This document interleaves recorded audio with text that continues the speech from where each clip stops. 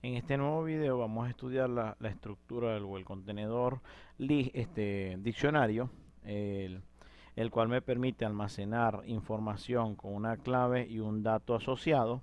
Esa estructura en otros lenguajes se le dice, por lo menos en PHP se le llama un array asociativo, en Java una tabla hash.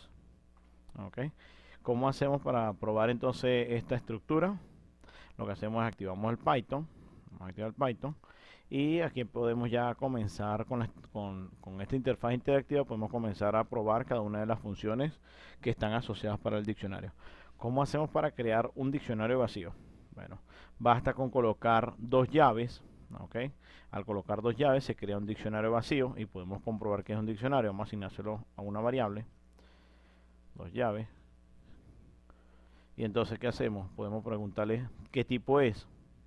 ¿Ok? Le decimos qué tipo es A y si es una clase de tipo diccionario. Otra forma de crear un diccionario vacío es A igual dic. ¿Ok? Y los dos paréntesis. Eso crea también un diccionario vacío. ¿Ok? ¿Cómo hacemos para ya crear una variable con valores iniciales? Ok, A igual, ok, la asignación, y le ponemos las dos llaves y luego ¿qué viene? Vienen los elementos. Los elementos, ¿cómo se escriben? Primero un valor que va a ser la clave, ok, por ejemplo 2. Luego vienen dos puntos y viene el valor que va a estar almacenado en esa clave. Póngale que se guarde casa. Coma, próximo elemento, ok. Vamos a poner que el otro elemento sea una letra, una A, la clave, dos puntos y el valor, vamos a poner 1, 2, 3, 4. Próximo valor, coma, la clave, ok, póngale que sea C, dos puntos y el nuevo valor que va a estar allí. Una vez que esté armado todo lo que queremos, los elementos que queremos, le damos enter y podemos ver que ya tenemos un array o un diccionario en Python con los valores que almacenamos previamente. Si queremos ver qué funciones están disponibles de esta estructura, tenemos dos comandos que podemos apoyarnos. Una es dir, que me permite ver todos los métodos que están disponibles para la estructura que le pasemos como parámetro. Ok, vamos a darle. Aquí se observan las que están con el piso, piso y la palabra y luego piso, piso, funciones especiales que, por ejemplo, aquí está el de comparación. Ok, aquí tenemos para decir el tamaño. Ok, el str para imprimir el objeto, etcétera, etcétera. Y tenemos funciones públicas disponibles para trabajar con ese diccionario. Por ejemplo, tenemos aquí el de copy, para hacer una copia del objeto. Tenemos uno que dice items, para devolver cada uno de los elementos. Tenemos key, para devolver las llaves, ¿ok? de los elementos que están almacenados. Values, para devolver los valores de esos elementos, ¿ok? En una lista. Vamos a ir probando cada uno de ellos. Si queremos ver cómo trabajan esas funciones, también podemos preguntar help y le decimos qué tipo es a la variable que queremos. Lo ponemos entre paréntesis como parámetro y él nos va a decir cómo trabaja ese objeto, esa clase. En este caso él sabe que es una clase de diccionario y que tiene unas formas para crear esas estructuras. Luego tenemos métodos disponibles para trabajar con la estructura. Okay, explica más o menos qué es lo que se puede hacer con cada uno de ellos. Y tenemos los métodos públicos, okay, que están disponibles para trabajar con esa estructura. Por ejemplo, aquí está el de limpiar, que lo que hace, ¿cómo se llama? La variable punto limpiar y borra todos los elementos que están en ese diccionario. El de copy, el nombre de la variable punto copy y crea un duplicado del diccionario. Así sucesivamente tenemos los distintos que lo vamos a ir probando poco a poco en el transcurso del video. Para salir de aquí presionamos Q y ya estamos otra vez en la interfaz interactiva para seguir haciendo pruebas. Una forma de acceder a los valores, ¿ok? A los valores A, Vamos a imprimir A para ver qué es lo que tiene, para que sepamos. Entonces, por ejemplo, A, corchete y corchete, y lo que pongamos entre paréntesis, entre esos corchetes, si está en el diccionario, nos va a mostrar el valor que está guardado. Por ejemplo, 2 o A. Ok, tiene guardado 1, 2, 3, 4. Si le ponemos C, tiene guardado 9, 8, 7, 6. Si le ponemos 2, pero en número, tiene guardado casa. Si colocamos algo que no está, por ejemplo ese 2, pero con comillas, que sería una cadena, entonces él lanza una excepción, ¿ok? Que hay un error en la clave que le pasaron. ¿Cómo hacemos nosotros una revisión para evitar estos errores?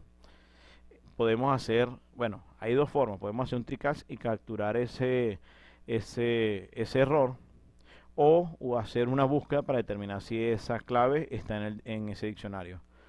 Ok, aquí vamos a tocar es cómo hacer la búsqueda, y más adelante cuando veamos el tema de secciones, podemos manejar ese tipo de secciones.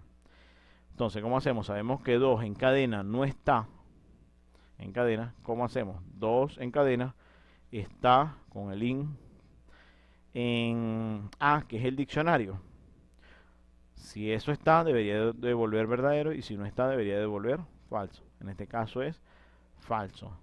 Si fuera el 2 en número, que sabemos que sí está, le damos y él dice que es verdadero. ¿Ok? Entonces ahí tenemos un método para hacer una búsqueda de esos valores y también determinar si existe una búsqueda de esas claves y determinar si esa clave existe.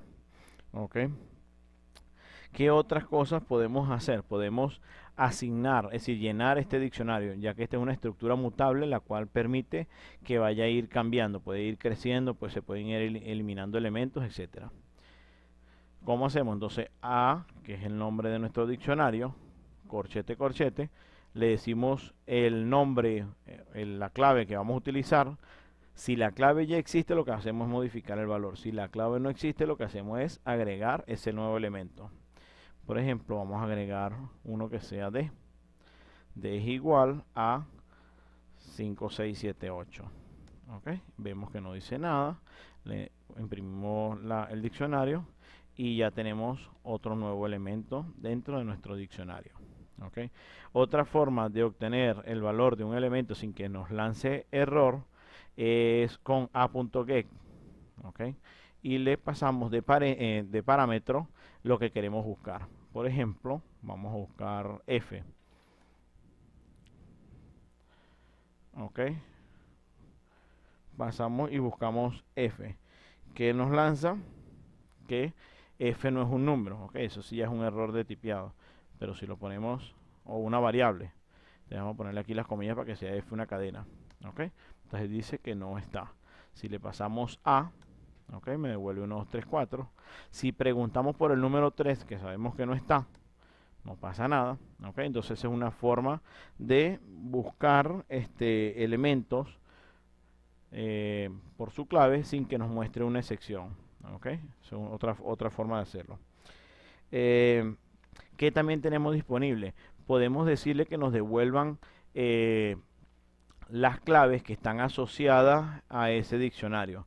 ¿Cómo hacemos? A.case, ok, abrimos el paréntesis, cerramos el paréntesis, y eso nos devuelve un diccionario de claves, ¿ok? Que a la final es casi una lista, solo hay que hacer una pequeña conversión.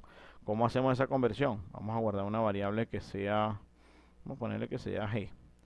G igual, entonces le decimos list para hacer una transformación a lista, y dentro de este paréntesis, pues lo que hacemos es colocar a.case, ¿ok? Y automáticamente tenemos G ya como una lista, y ahí podemos utilizar todas las funciones que están asociadas a una lista. Por ejemplo, ordenar, invertir la cadena, etcétera. ¿Ok? Si es el caso que se desea.